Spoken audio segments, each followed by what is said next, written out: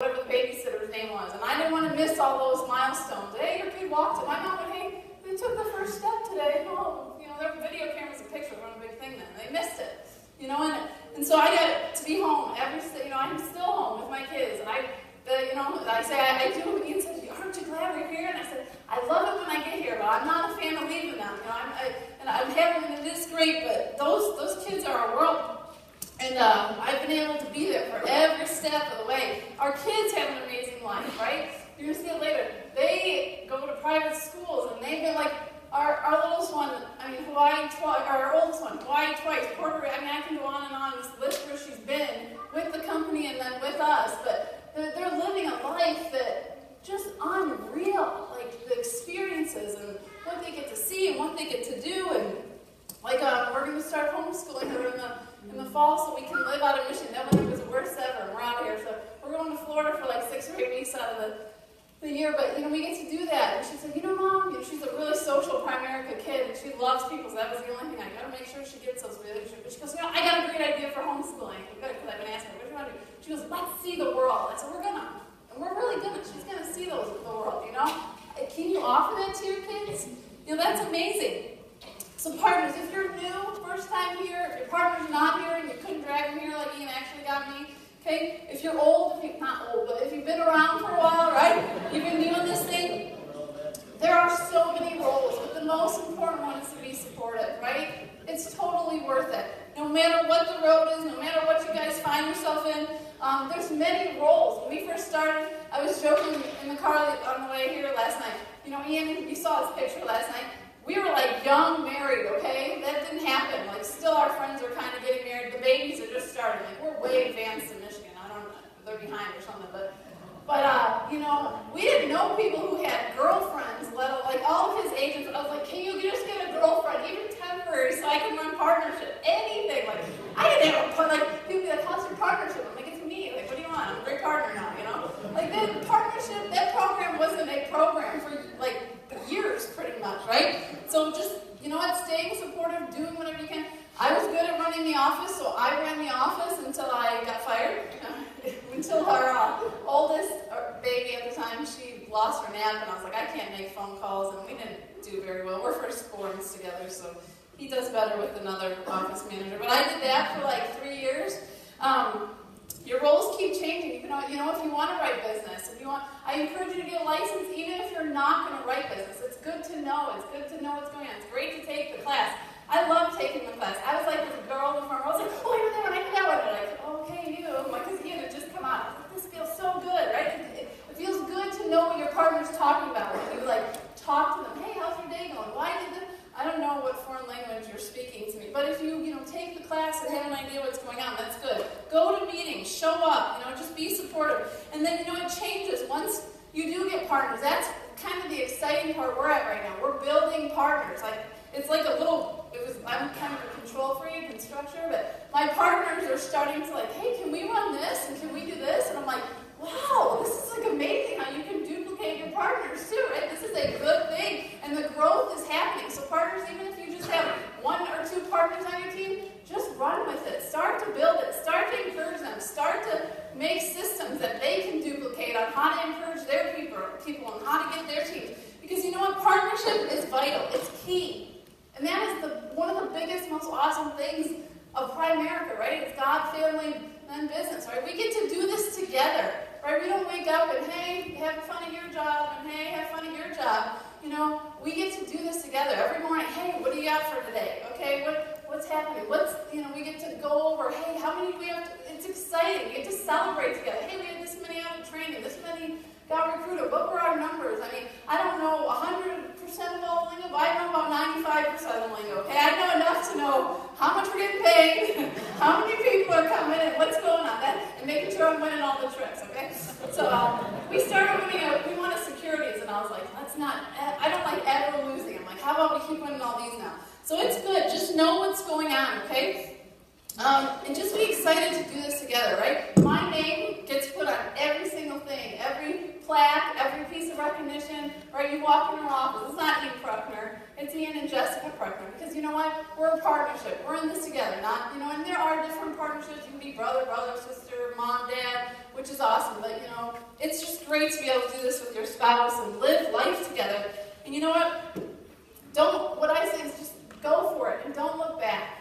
You don't want to look back and say, what if? You know, Ian was regret. You don't want regret. Just go at it, full guns blazing, and see what can happen. Because you know what?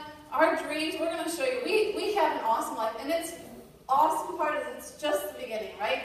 If we just keep doing this long enough, wow, the possibility is endless. And so I just encourage you guys, partners, give your best.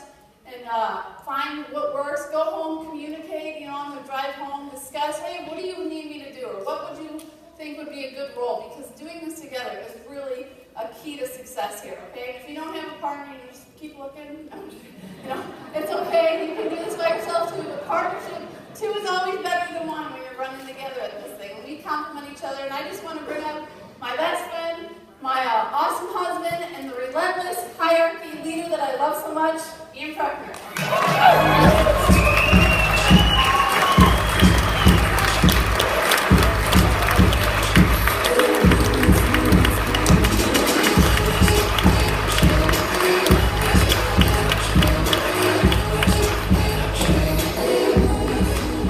Man, didn't she do a great job?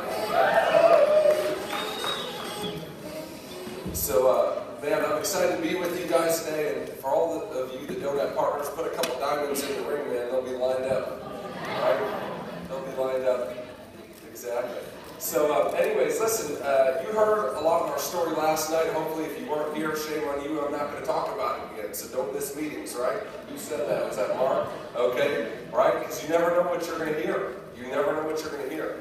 And so, as promised, what I wanted to show you is, you know, when I talked about our story, we were kind of just goofing around with this for a couple of months. I had no intention on ever being an RVP, making a lot of money. I just wanted some side income, and then we had a defining moment. We decided to get busy, and I went to my upline and I said, "Stop, what do I need to do to be able to become an RVP here to make $100,000 a year?" He said, "You have to double-digit recruit." So I had that conversation with him on the 4th of January of 2007. I was a district leader, okay, and he said, "You need a double-digit recruit." And so I said, okay, and we went to work, right? So I'm going to share with you how we did this, right? You're going to see month by month by month what it looked like. And hopefully this inspires you, but not only inspires you, you take some practical tips away from, hey, if I want to get this going from nothing, here's how to do it. Or maybe I already have something, I want to add another 100,000, here's how we do it. And I'm a big believer, and if you show me what to do, I'll figure it out, right? If somebody else can do it, I can do it. I just need to see a game plan, a path to make it happen. So I'm going to skip through some of this stuff because it's not really useful to our talk today, okay? But hopefully y'all can see this, right? This is January 2007. How many total reps did I have? Me and her. Me and her. And guess what? That's where it's going to start for most of you. That decision's got to be, and the commitment's got to be 100% at that point. It can't come later. It's got to come up front when nobody else believes, right? So personal premium, $4,200 in sales, 8 new direct recruits that month, 10 total. Assad told me to double-digit recruit, so that's what we did. Even if I had to find 8 of them myself, right? We made $1,500 in the month of January, right? And so people ask, how are you recruiting 8 people a month direct? And I don't remember who said it, but it was, listen, remember you come to the meeting, you hear that one thing that clicks. I think it was Brendan said it. He said, you need to make, get a picture of your check and show them what you make, and that'll impress them. That's exactly what I did. I didn't even need to come here today. If you were listening to what he said, he told you how I did this. I printed out checks. I was making $1,000 a month. I printed out checks, and on every recruiting appointment, I'd show them the checks.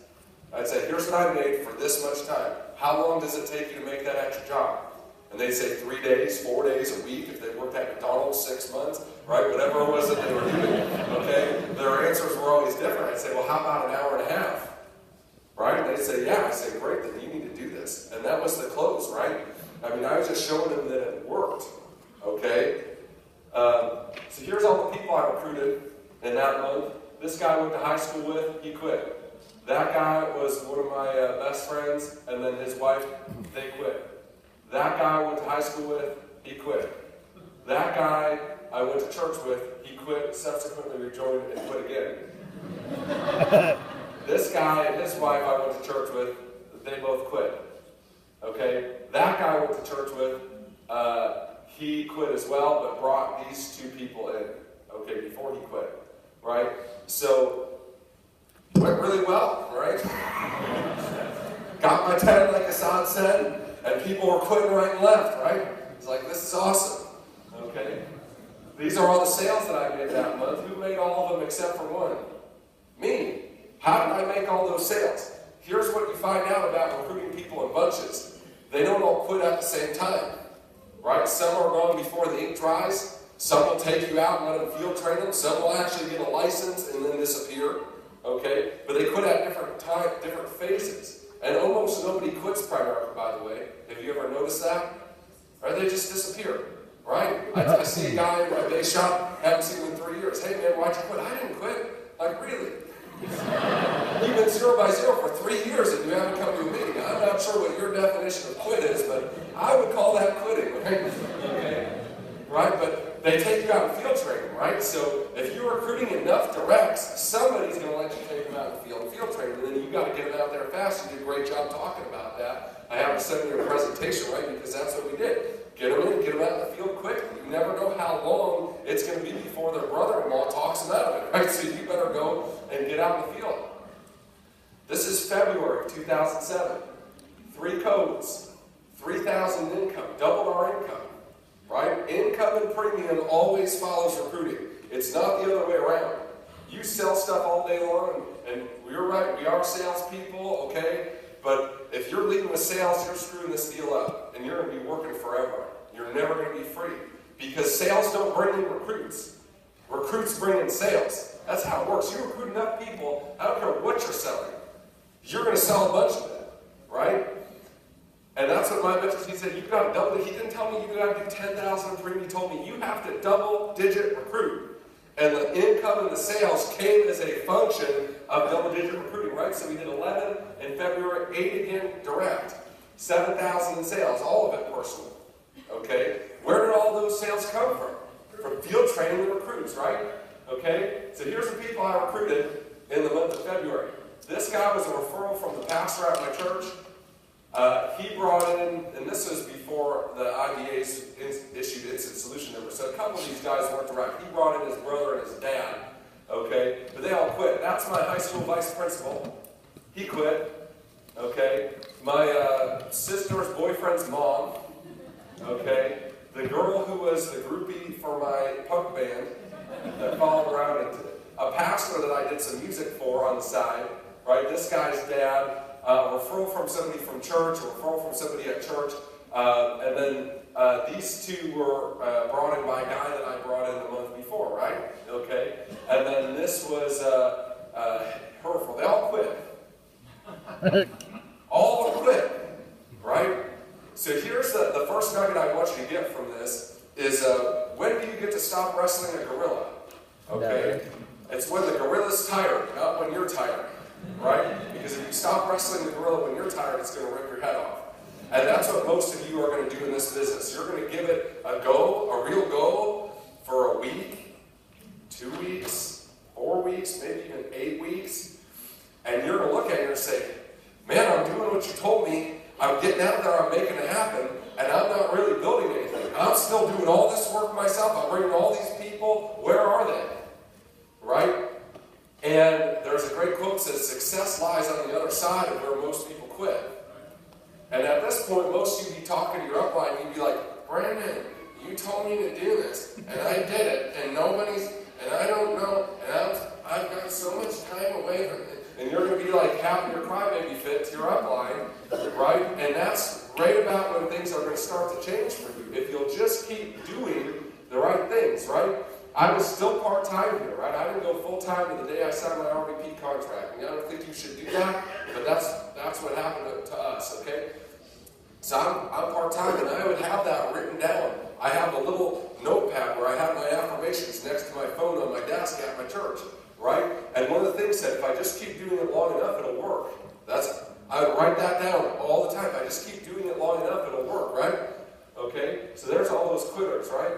Look who's writing all them sales, right? That's all from me going out and field training those people, right? Bring them in. Some will let you get them field trained, okay? This is the month of March 2007.